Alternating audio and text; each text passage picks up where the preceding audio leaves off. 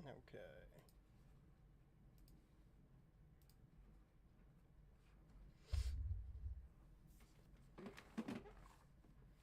So, welcome to the Wrestling Pod. We are your hosts, Carlito Santiago and, of course, Luis Santiago. And today, we are here to review Monday Night Raw. What went down before, of course, Saturday Night Main Event and Evolution 2. If anybody's excited for that.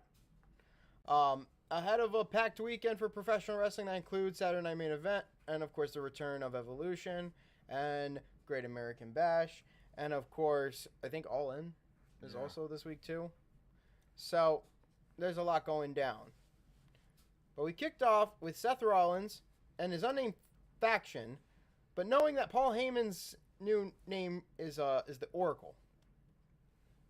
The promos of the latter, who set the stage for their matches with Sami Zayn and Jey Uso, while Rollins yielded his mic time to his Oracle. Heyman promised that the Empire was striking back against its enemies, beginning Monday and ending Saturday in Atlanta, where the Visionary will take on LA Knight.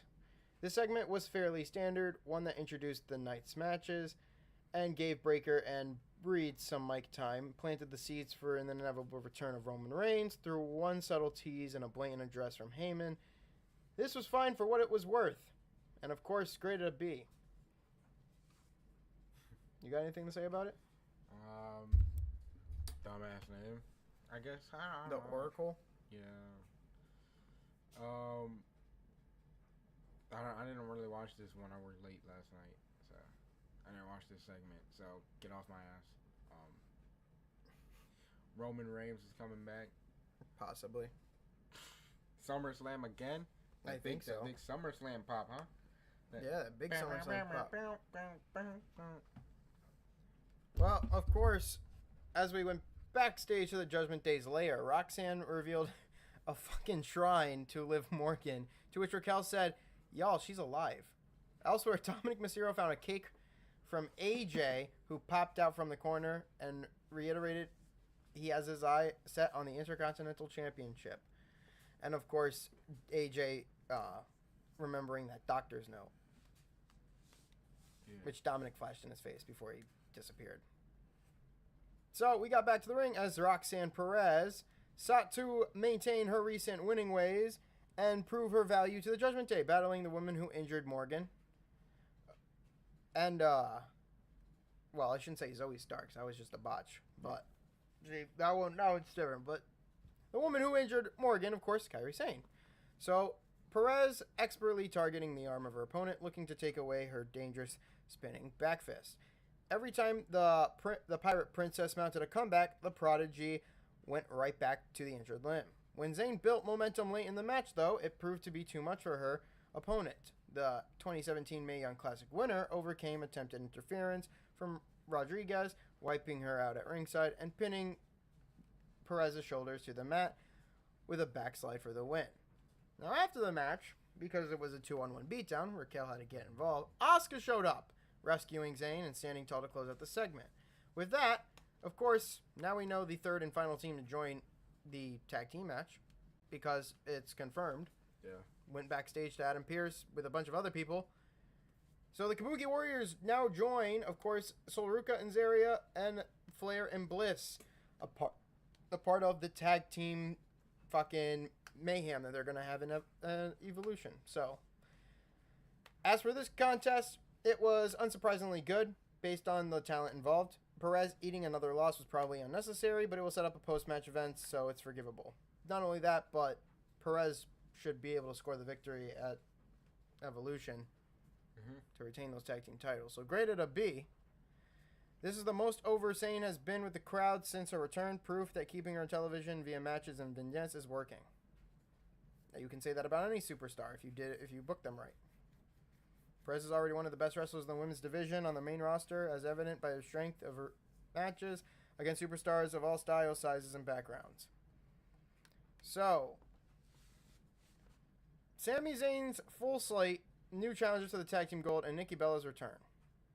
So backstage, Jackie Redmond caught up with Sami Zayn, who had his plate full to the fucking heavens, And life is too busy to be worried about carrying Cross and the rib injury he dealt with a week ago and still dealing with. This drew ire of Scarlett, who looked none too pleased about her man being pushed aside. Of course, Ivy Nile and the Creed brothers were talking to Adam Pearce, El Grande Americano, and the whole little business there. Kairi Sane and Asuka barged in to get that match, so it's a confirmed. And finally, Nikki Bella cut a promo about the importance of Evolution. And of course, a PLE she championed and headlined at the inaugural event in 2019. I thought it was 2018. 2018. Maybe that was the Mania class. I don't know. No, was it 2019? Probably. I fucking don't know. She announced her entry into the Battle Royal for a shot at either the Women's World Title or the Women's Championship at Clash in Paris. So, just a lot of news, honestly.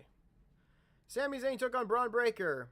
As Sami Zayn made his way to the ring, Karrion Kross attacked him and left him beaten, battered, in a mess in the IOA. Despite removing this match, they had it.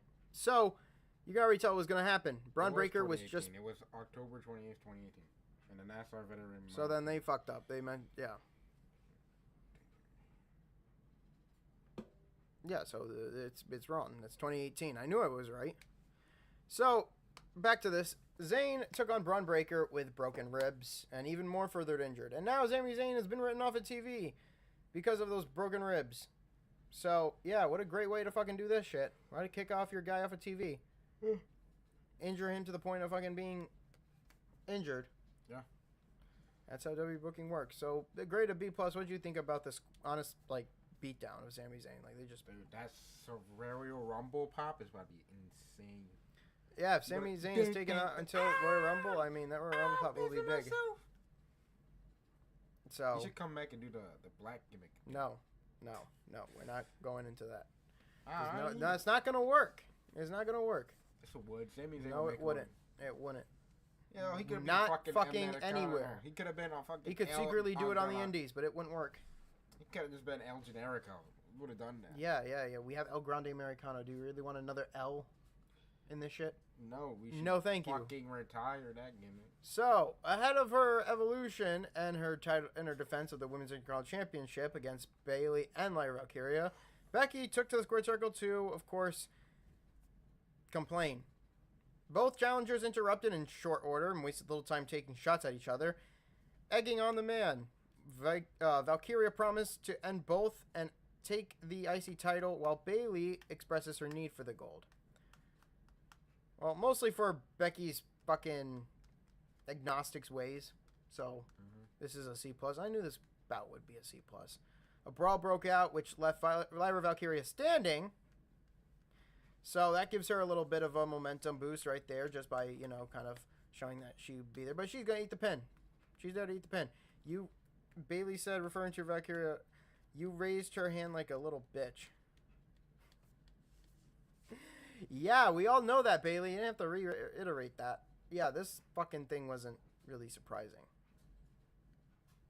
This is just a recap of fucking previously from WrestleMania and fucking all the other shit that you probably didn't know. So Jey Uso took on Bronson Reed, and this match was good. Started good. Until what happened? So Bronson Reed threw a fucking chair at his opponent. After the bell, Reed brutalized the former world champion, delivering multiple tsunamis, leaving him in need of assistance to the back. This was another instance of a heel faction dominating night, and started with words of warning, and then they made good on it. Now, not really made good on it, because Reed didn't continuously do the tsunami. Yeah. Like a lot of people wanted. Breaker put Sami Zayn out indefinitely, and Uso could not leave under his own volition. So, the heels are rolling, but the fans will only tolerate as long as there is an indication that there are baby faces waiting in the wings ready to topple them eventually. So Punk and Roman Reigns could be coming back, hopefully for, Yeah.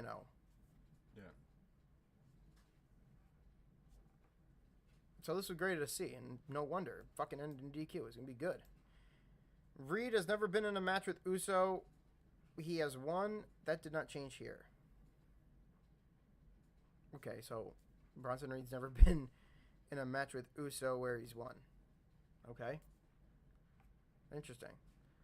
Rhea Ripley and Io hype. They showed it took over 90 minutes, but we finally got our first hype video for, of course, the main event of Evolution, which of course is Rhea Ripley and Io Sky for the Women's World Championship.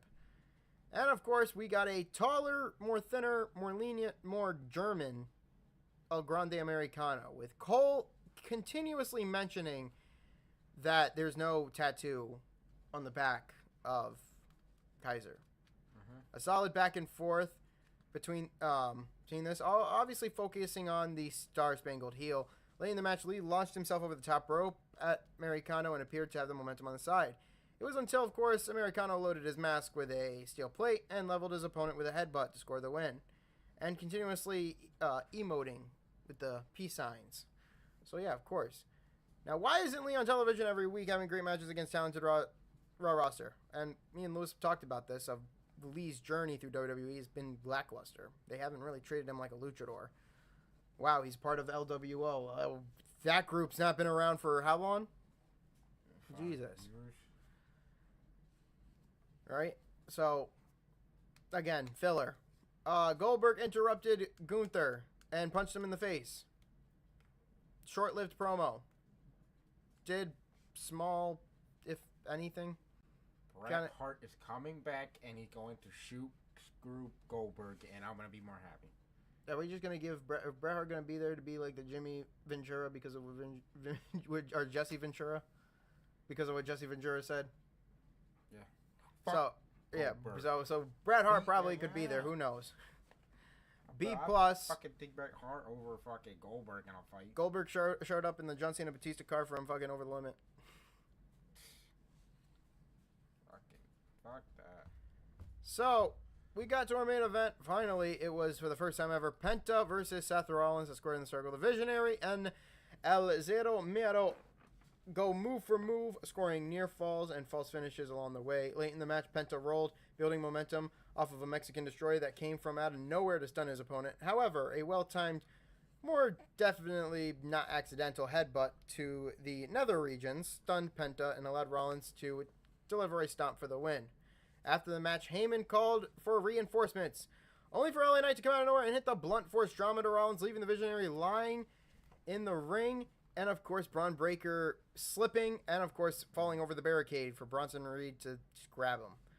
So, predictably strong, even if the finish left plenty to be desired. The crowd was red hot, the fans were right there along with the wrestlers who took them on a roller coaster ride. Knight looked like a megastar, so he stood amidst the cheering fans, and will be greeted as such in Atlanta this weekend. How he is booked coming out of it will prove whether it was for the not. So, yeah, this was a pretty good main event, honestly. And the overall grade. So, there was such filler here. So, mostly for all the positive outside of the subpar build for this weekend's big wrestling shows. But there have been two creative goals heading into the show. Promote Saturday Night Main Event and hype the life out of fucking Evolution for the sake of it. It did neither particularly well. Most of it was fucking filler. As you fill in for what Evolution is basically an afterthought, with Rhea and Io only feeling like the biggest shit on the card. Yeah. And for Saturday Main Event, Goldberg hyping the shit out of LA Knight and Rollins, and then Goldberg and fucking Gunther. SmackDown has to follow up with it best. They have to kind of feature most of their women talent there. So there will be nothing left for Raw or SmackDown to do. I mean, they barely built the shit out of Evolution. So yeah, this is great to see. What did you think of the show entirely? I don't like filler. I think it was boring. Penta and Seth were pretty interesting. Goldberg needs to clearly get his ass beat. I don't care about El Grande Americano. I honestly just think this is stupid. Dragon Lee should be on something better, but since his brother is Roosh and he's a piece of crap, fucking, that ain't happening. To have 2 injuries and DQs on a show, lazy. Karrion Kross needs to do more. Nikki Bella, we don't care. The only good thing for me was the Kabuki Warriors and AJ Styles being the fucking GOAT. And just coming and kind of fucking with Dominic's head. Yeah, fucking Dominic. That's it. I mean, if you were asking me to grade it, I'll give it a fucking D- or an F. I think it's boring. Well, this week. There's Yeah. I mean, What is this? This Triple H or Vince McMahon booking? this is Triple H booking. Well, it doesn't Good, seem sir. like it. Well, he booked a good main event. That he ordered, he just put two random guys together and said, No, he do booked it. he booked the main event. That's the same thing fucking Vince would do. So I will be here to predict Thursday night. I'll be here Thursday night to predict the Evolution card. We'll both be here Saturday to do the SmackDown summary, and I'll give you the Evolution review on Sunday. So I'll see you guys later this week. Lewis?